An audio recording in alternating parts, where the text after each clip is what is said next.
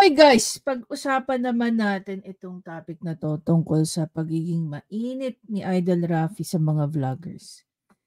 At actually, this is not the first time na sinabi niya that ang mga vloggers daw po ay walang accountability. Alam niyo po, whether kayo ay isang vlogger, whether ikaw ay isang newscaster, media man, whatsoever, or kahit pribado kang tao, pwede kang kasuhan ng libel. Yun naman yung typical eh. Pag may sinabi kang hindi totoo at tama at kasiraan sa isang tao, kahit sino ka pa, pwede kang kasuhan ng libel. Okay? Ngayon, about naman sa pagpapakalat ng fake news, disinformation, and whatnot, sa previous ko nga video pinakita ko doon na umalma si VP Sara at ang DepEd sa pagpapakalat ng maling impormasyon. Okay? Kung ifo-flash ko yun dito, which is mamaya, ifo-flash natin at i-remind natin si Idol Rafi. Anyway, tara. Tiwalaan. And then yung tinatamaan doon, magdidemanda para mapahinto. Although TV5 is saying lahat na sinasabi doon sa report ay tama, kaya lang yung nasasaktan, magdidemanda. Kasi ang kakaibahan po kasi sa mga TV network, sa mga newspaper, kumpara doon sa mga independent blogger, may accountability kasi ang mga reporter, ang cameraman, anchor. Accountability. Sa tingin ba ni Rafi Tulfo, wala kaming accountability? Walang accountability ang mga vlogger. I really don't think so. Tama naman yung sinabi ni ni Teacher Mark, no? I-reference sa kanyang na-discuss kanina. Na paano kami magpapakalat ng fake news when in fact, gumagawa lang naman kami. Halimbawa, sa side namin, sa side namin nila Teacher Mark, nila Kaayo, nila tawag dito, nila Atty. Libayan, Atty. Claire, nagre-react lang kami.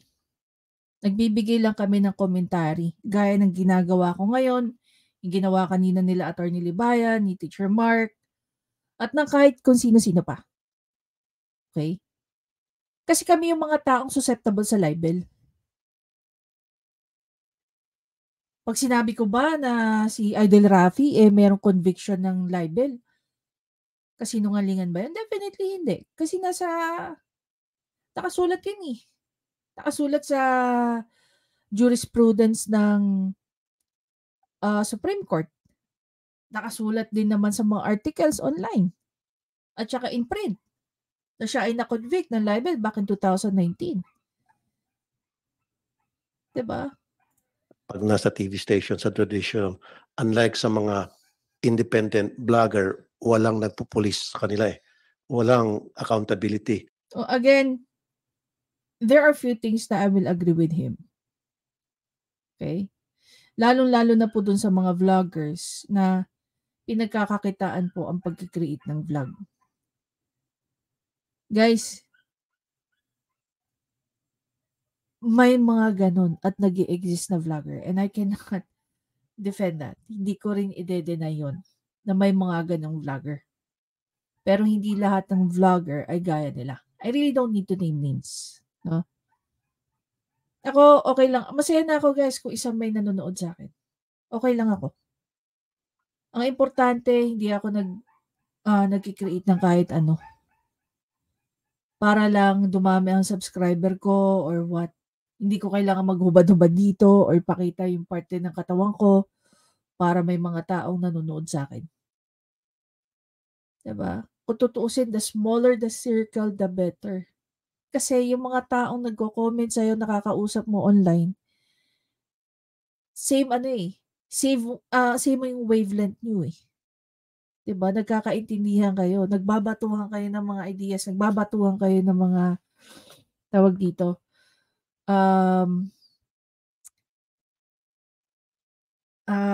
tawag doon, hindi ideas na opinion yon. Nagbabatuhan kayo ng mga opinion. Na doon sa opinion na yan, pwedeng tama siya, pwedeng tama ka. Diba? Additional knowledge yun eh. So pwede sila magbitaw ng salita kahit anong salitang gusto nila because wala nag-check and balance. Sige nga. Balikan nga natin si Idol dito. Hindi dapat niya ginawa yun. Porket siya by vlogger, siya ay celebrity, siya ay hinahangaan, pinupuri. Balik tayo dito. Dito po nakita natin na talagang si Aura bastos dito. Sumobra na siya sa kalasingan, kaya naging bastos na siya. Wala na sa lugar. Kumbaga feeling entitled na siya. Hindi dapat niya ginawa yun. Porket siya by vlogger, siya ay celebrity, siya ay hinahangaan, pinupuri. So, porket ikaw ba ay isang senador at meron kang mic sa harapan mo, you can just say whatever you want to say sa isang tao. Diba? Dito pa lang sa episode ni Aura, ang dami niyang violation, which was discussed definitely by Attorney Claire. Una-una, bakit ka humingi ng update sa kaso ng tao na wala kang kinalaman? Diba? Ikaw ba yung party of interest? Tama ba yung term ko doon?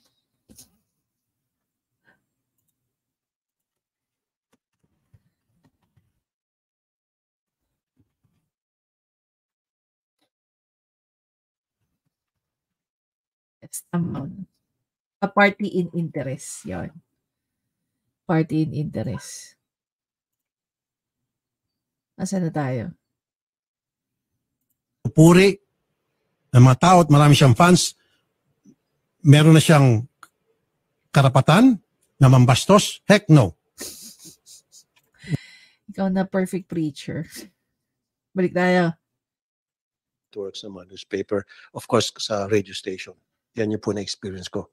Kaya ang gusto ko lang parating ngayon dito, again, tulad sa sabi ko time and time again, sana po yung mawala na yung contractualization sa lahat ng whether print, radio, and Ito yung sinasabi ni Teacher Mark kanina eh. From kasuhan ng libel hanggang pumasok na doon sa issue ng biglang tumalon pabalik doon sa parang lumalabas tuloy TV. kasi sinabi Sana ni maging regular na lahat at magkaroon ng full benefits at yung salary sana at par with the industry.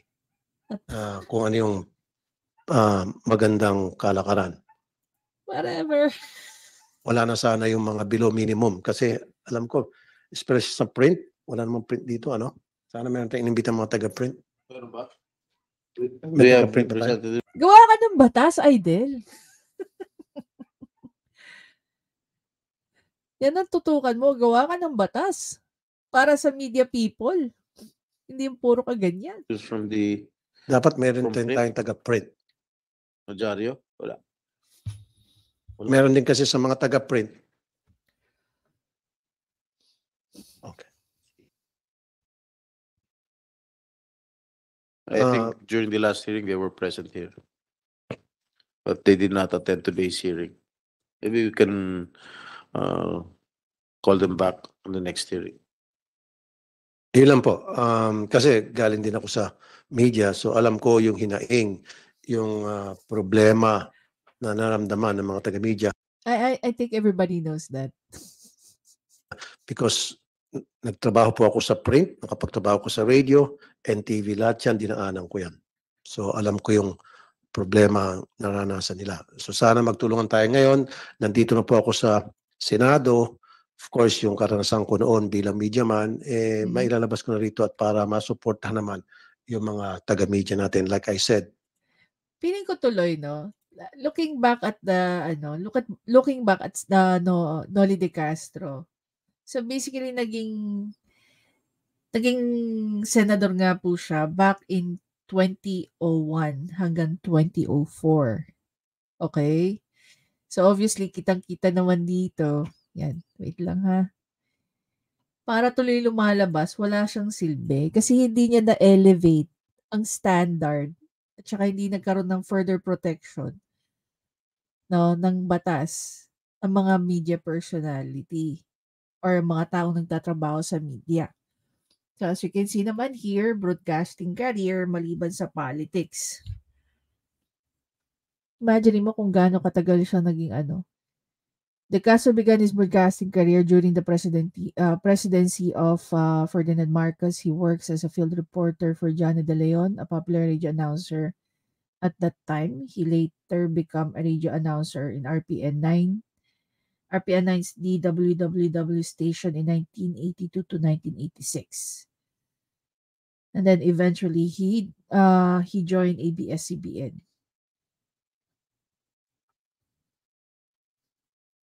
Grabe na, ang dami rin palang bumoto kay Noli De Castro, 16 million. Iba rin talaga yung nagagawa ng ano.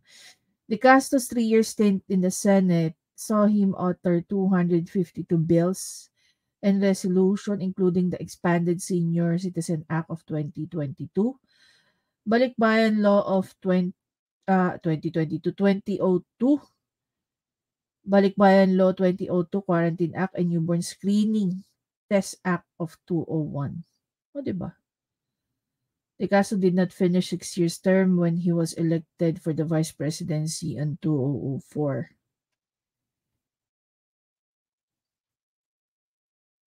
Aba, tumakbo rin pala siya ng ano, presidential election. 2010. Anyway, so ayun nga. So parang lumalabas tuloy, walang naging pakinabang. Oh, si ano nga pala, no? Loren Legarda. Nakita ko bigla si Loren, ano eh. Eto, sila Loren Legarda. Diba? Lagi niyang pinagmamalaki na siya ay nasa Senate na, ganito. Oh, we all know that. But what exactly are you doing dyan sa Senate? Earlier, napakahalaga po ang papel na ginagampanan ng mga taga-media dahil sila po ang nag-educate sa atin kung ano. Oh, really? So, kung babalikan ko to, pag-educate ba tawag dito? Pag-educate o pag-mislead? Yes, there are people. No? Hindi ko lalahatin. Marami po akong sinusundan ng mga news anchor, writers, and so on and so forth. Like, halimbawa, yan, sila Attorney Claire. Okay, nasa media sila. Si Bobby Tiglao. Si Ma'am Malutikia. Sino pa? I used to follow, Professor Antonio Contreras. But lately, sobra siyang nagiging toxic. I really don't want to, dive myself into his toxicity online. So, iniwan ko na yung, in-unfollow ko siya. So, hindi po lahat ng nasa media talagang nag-educate. No? Hindi po lahat. Marami-rami na rin po ngayon ang gumagawa lang ng news para makapagbenta ng ads nila.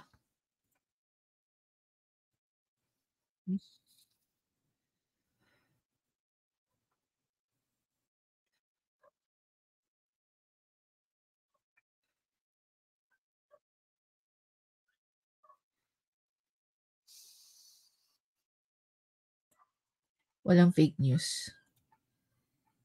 Exhibit A. Balikan natin.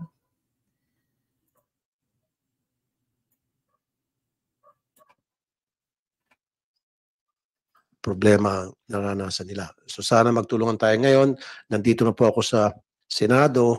Of course, yung karanasan ko noon bilang media man, mailalabas ko na rito at para masuportahan naman yung mga taga-media natin. Like I said earlier, napakahalaga po ang papel na ginagampanan ng mga taga-media dahil sila po ang nag-educate sa atin kung ano talagang tunay na nangyari sa ating bansa.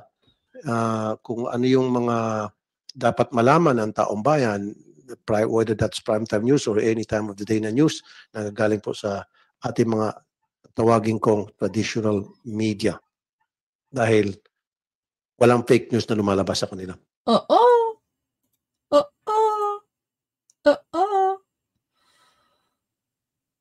One News PH pa involved dito Tsaka Philippine Star.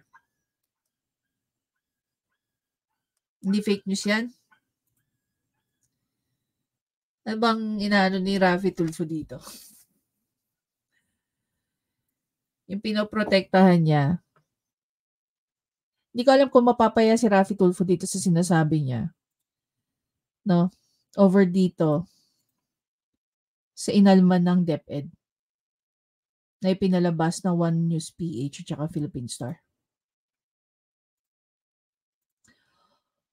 Talaga, I can say that.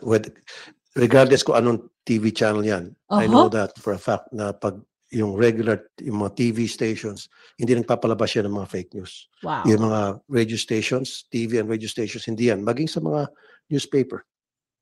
Maliban na lang siguro dun sa mga vloggers na Wow. walang nireporta na amo. Diba? Unang-una sa lahat, okay, kung naintindihan ni Raffy Tulfo kung ano ba ang ibig sabihin ng vlogger. Vlogger is, it means video blogging. Kung dati, meron tayong tinatagong diary. Ang vlogging po is pagsusulat, no? Na kung ano yung nangyari sa araw mo. Okay, kung ano yung ginawa mo. That's basically vlogging. So, dahil nga may video na, kaya lang nila tinawag na vlogging. Video logging. Okay? Sinusulat mo kung ano yung mga nangyari sa'yo. Kinikwento mo kung ano yung nangyayari sa'yo. So, bakit kailangan mo magkaroon ng amo sa pagiging vlogger mo? Then, hindi ka na vlogger. Do you get my point?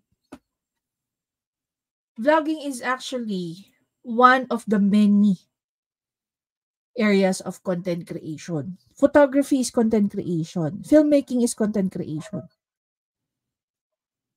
Although ang vlogging kasi, it's a personal account. Ibig sabihin, kwento yun ng buhay mo. Kung ano yung nangyari sa'yo.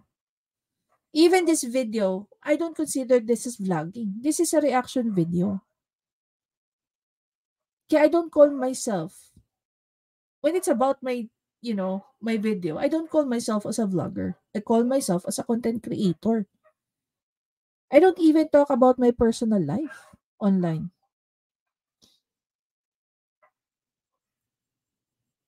Diba?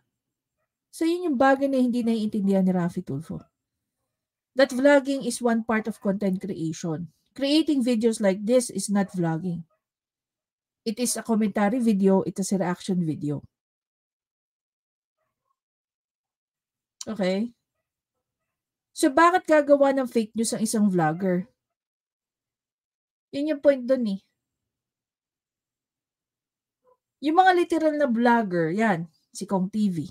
Kasi kinikwento niya yung buhay niya eh. Kinikwento niya kung ano nangyari sa buhay nila. Ivana Alawi, yan, content creator sila eh. Vlogger sila eh. Kung nagsistart na ako mag-share kung ano nangyayari sa buhay ko, like in a full day, diba? Then I might call myself a vlogger kung kunikwento ko yung buhay ko. Pero people who make a commentary about the news, informations, or current event, kahit ano pa yan. Diba?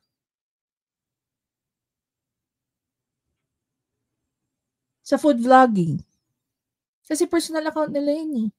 Kinikwento nila yung kinain nila. Travel vloggers. Kasi kinikwento nila yung experience nila sa pagta-travel nila. Pero if Raffy Tulfo is referring to people like me, hindi po ako vlogger. Isa po akong content creator, creating commentary and reaction videos. Diba? O kumpanya, independent. Yan yung nakakatakot. Oh, actually, mas nakakatakot pa nga yung mga may boss. Alam mo kung bakit? Dahil kung ano lang yung gusto. Ano yung difference, no? This is funny. Yan yun. Lumalabas tuloy kay Raffy Tulfo yung mga troll farm. Again, babalikan ko yung meaning ng vlogging. It's a personal account. You talk about your life. Pangalawa, bakit magkakaroon ng amo ang isang vlogger kung kinikwento niya yung buhay niya? Pangatlo, kung kukontrolling ka lang din naman ng tao sa gusto mong sabihin, then you're not a vlogger. I don't know kung anong tawag sa inyo. But definitely, you're not a vlogger. At bakit kailangan mo ng amo? You're an independent content creator. You don't need amo. Doon nag-umpisa yung fake news, Mhm. Mr. Chair. Thank you. Okay, sa ABS, GMA, tsaka TV5, in conjunction with what Alam mo guys, no, for the record, hindi ko napapangalanan yung politiko na to. Pero I was actually invited, no. Hindi ko papangalanan yung politiko out of respect ko doon sa PR head niya. I got invited to meet that politician. Sinabi ko doon sa PR head niya, hindi ko nga binoto yung tao na yan. Tapos i-meet ko, bakit? Hindi ako interesado. Nagustuhan daw kasi nila kung paano ako mag-vlog. Guys, that was not the first time that I was approached by a PR head of a politician. Hindi po ako nagpapatali sa kahit kaninong politiko or kung kanino man. Dahil ayaw ko nga nasasabihin sa akin kung ano lang yung kailangan at dapat kong sabihin tungkol sa mga vlogs ko, sa mga reaction at commentary videos ko. Though that man is very professional, mabait naman, kaya out of respect, I'm not going to drop the name and I'm not going to drop the name of his boss. Kaya whenever I get invite na gusto akong maging parte ng media nila, 99% of the time, nagde-decline ako. Not unless naniniwala ako wholeheartedly doon sa politiko na yan. Gusto ko yung ginagawa niya. Pero hindi pa rin to the point na sasabihin sa akin kung ano dapat kong sabihin tungkol doon sa ginagawa ng politiko na yun. Kaya hindi ako guys sumasama sa mga not to offend anyone. Okay? Gusto ko yung meron pa rin mga boundaries. Senator Tulfo mentioned earlier tungkol sa mga fake news.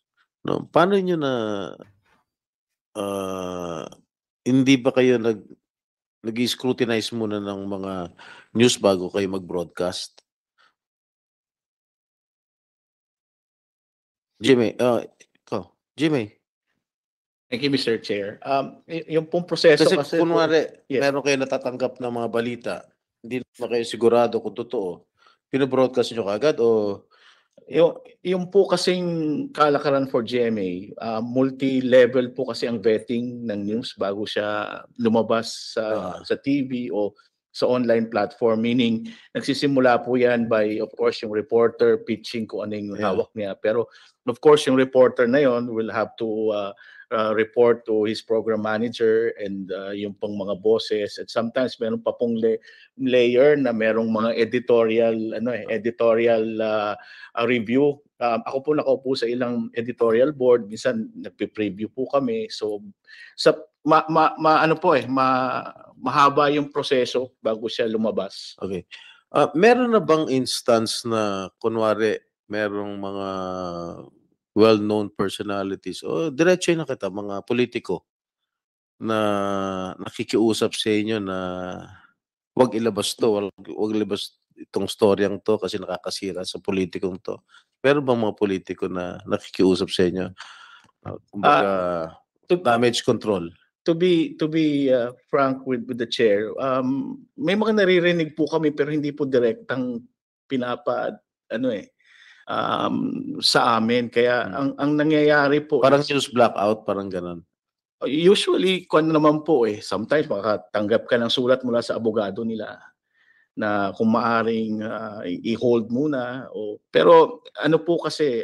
meron din ganun. Meron po, pero it never went to the level that we had to deliberately pause because we know that as a public franchisee, obligasyon po namin na magbigay. Pag kunwari, meron nga isang politiko na nakiusap diretso sa inyo, anong sasagutin niyo? Halimbawa, ako. Actually, itong tanong ni tanong ni Senator Jinggoy.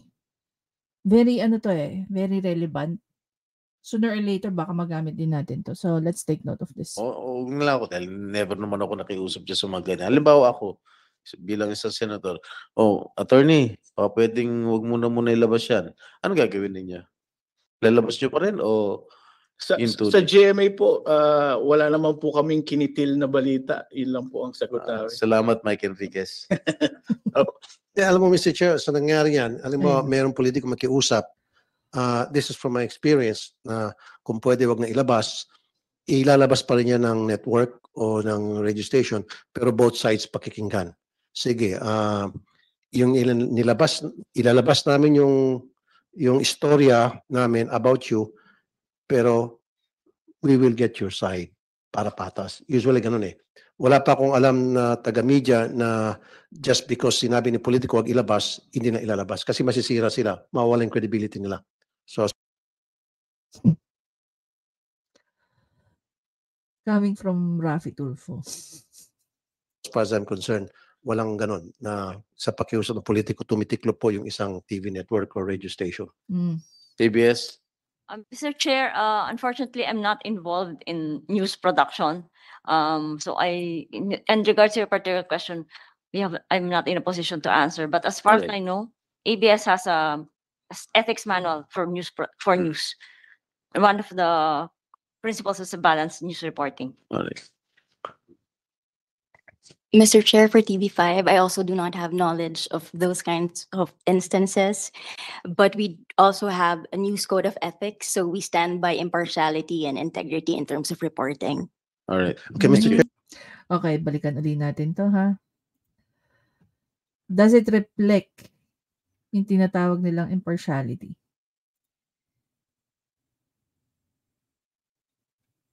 Diba? Talking about integrity. One News PH under MediaQuest, which owns TV5 as well. Talking about integrity, ha?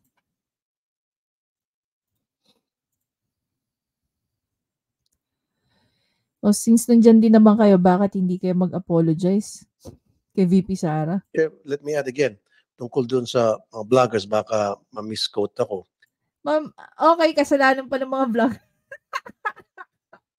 na ma-misquote siya. Wow.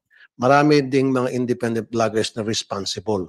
There are many of them. Like sino? Na although they don't report to a certain company, an entity, and they're just by themselves, independent, responsible pa rin sila.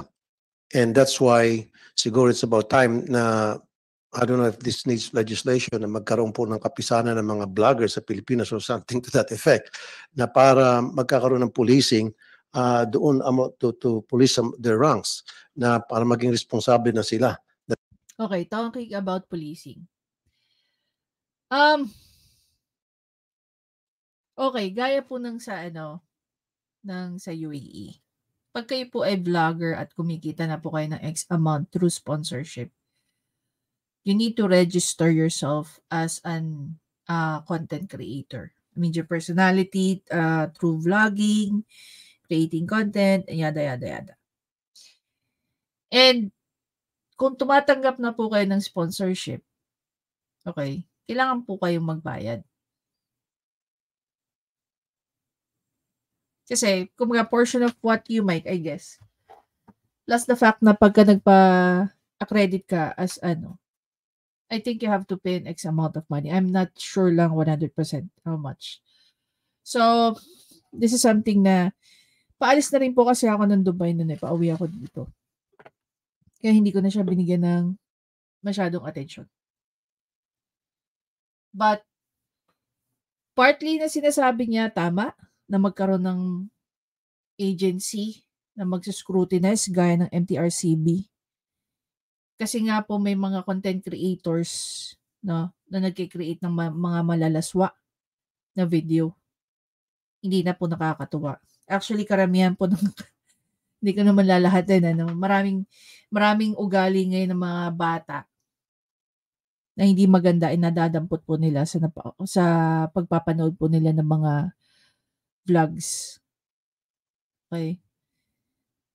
Like halimbawa yung pagmumura ng PI. May mga vloggers talagang walang ano sa pagsalita ng mga bad words. So yung mga bata, napipick up yun. Ako, mag-agree ako dito kay Tulfo na gumawa ng parang equivalent ng MTRCB para mas scrutinize yung mga content na nakikreate. Diba? Online. Actually, may nagpupulis na sa mga content creator na gaya namin who makes reaction videos.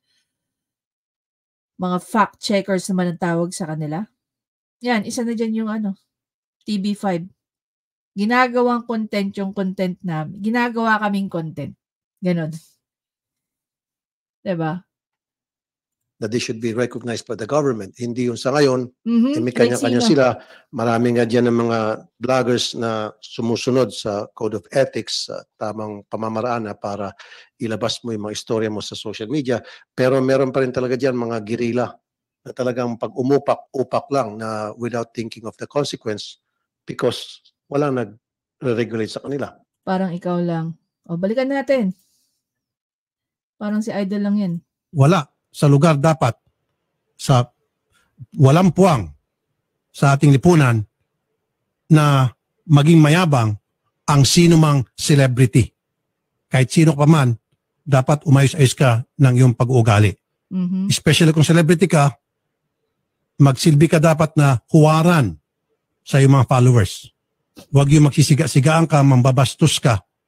Palibasa ikaw ay hinahangaan, palibasa ikaw ay tinitingala, kinikilala bilang isang celebrity. Ewan ko sa'yo, Rafi Tulfo. Kung marami pa rin po mga responsible mga vloggers. Kaya lang, meron ilan dyan na yun ang sumisira na talagang wala nang sinusunod na patakaran basta tira lang ng tira. Thank you, Mr. President. Yun yung mga nagde-deliver ng mga fake news. Yun yung Mga doon ilan. nag-umpisa. Mga ilan lang, ha? Yung ilan na. Hindi natin nila lahat. We're not giving a sweeping statement here. Anyway, the bills in our agenda today. Yun nga yung yung nakakatawa guys, no? Pagdating dito sa ni Rafi Tulfo. Pag pinag-iinitan niya yung mga vloggers na kaya wala daw control. Ikaw nga, do you consider yourself as a vlogger, Mr. Idol? Kanina na ba naka-under ang Rafi Tulfo in action? Is it still under TV5 o nilabas mo na yan sa TV5? Kasi sabi niya sa previous video, siya ay isang talent. So, ibig sabihin, wala siyang employee-employer tawag dito, relationship with TV5. Ngayon, kung anong napoproduce nila sa Wanted sa radyo, okay, yan ba ay under ng ITIA o under ng TV5? We don't know. Palibasa kasi, maraming mga vloggers ang tumitira sa kanya. At hindi rin naman pwedeng sabihin ni Idol Rafi na wala siyang mga vloggers. We all know that. Personally, I know that. Okay? Na yung grupo ng media side niya, kumuha ng mga vloggers to talk about him. To defend him. And so on and so forth. They're not just there to create a vlog for dahil dinidepensan talaga nila si Idol. Hindi. They were commissioned. Diba? And I'm sure, merong mga hindi lang si Idol, maraming mga politiko ang may mga vloggers din of their own. Sa totoo lang, iba dyan bayad. Yung iba hindi. Pero kasi, ang pamantayan ng ibang tao kasi, dahil marami akong follower, maraming manonood sa'yo. If you talk about me, maraming manonood sa'yo. Diba? So, hindi nila binabayaran. Binibigyan lang nila o finifeed lang nila ng information to mga taong to so that these people mag-create ng mga content about sa kanila. Yun nga lang. Ang kailangan lang nilang gawin is to agree with him. Which is hindi ko pa yung nature. Kung meron ako dapat i-agree kay Rafi Tulfo sa lahat ng sinabi niya, is magkaroon nga ng isang government body na magte-take over, no? Gaya ng ano, yung MPL ni Tony Fowler. Ni-report ko yun sa MTRCB. Ano sabi sa akin ni MTRCB? Hindi nila saklaw ang social media. We were referred. Marami po kami, huwag kang mag-alala. Nagulat nga ako eh. Ang nag-respond sa akin personally was MTRCB chair, Lala Soto. Ni-refer po nila kami sa DICT. Kumbaga, yung report namin sa kanila, yung reklamo namin sa kanya, it was also forwarded to DICT. Diba? Aminin man natin sa hindi. Hindi lang about fake news. Pero yung mga napapanood po ng mga anak natin, pamangkin natin, apo natin, online, may mga nadadampot po silang mga basura dyan. Kaya dapat rin talaga na yan mas scrutinize. Meron dapat body. Diyan mag-a-agree ako for the first time kay Idel. Pero huwag niyong pag-iinitan yung mga taong nagko-content create. No. Ito ulitin ko. Vlogging is about it's about creating or producing videos talking about yourself, your life. No, anything sa buhay mo. Yun po ang vlogging. Pero yung ginagawa natin ganito, this is content creation. Commentary and reaction videos. Now, anyway guys, again, maraming salamat sa panonood. Please don't forget to subscribe, like, and comment. Maraming salamat din of course doon sa mga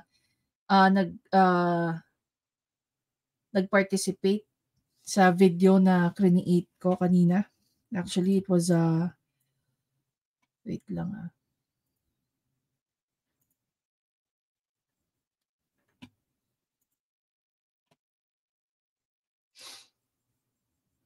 yung naging reaction ko actually sa sinabi ni Attorney Libayan. Hindi pa ako nakakagawa ng ano.